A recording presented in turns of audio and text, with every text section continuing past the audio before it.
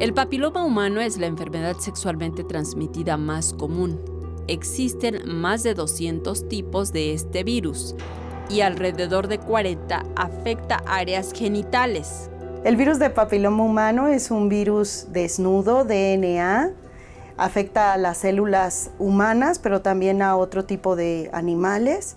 Existen varios cientos de cepas de virus del papiloma humano y fue descrito por primera vez en 1950, pero quizás alcanzó más relevancia hasta principios de los 80s.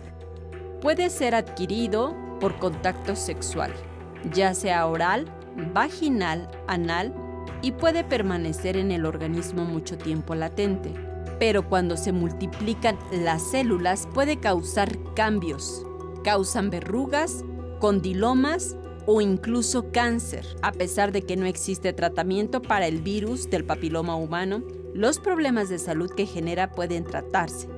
En el caso de las verrugas genitales, pueden ser atendidas por el médico con el fin de evitar su crecimiento y cantidad, mientras que para identificar las etapas iniciales de cáncer cervicouterino, se debe realizar cada año la prueba de Papá Nicolau.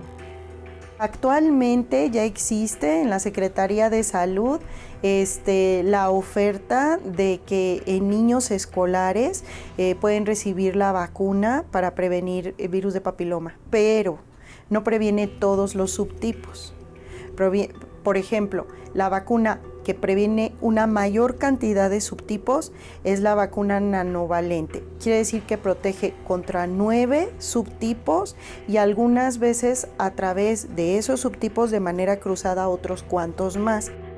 Para las personas que son sexualmente activos, el uso correcto y constante del condón puede disminuir el riesgo de transmisión.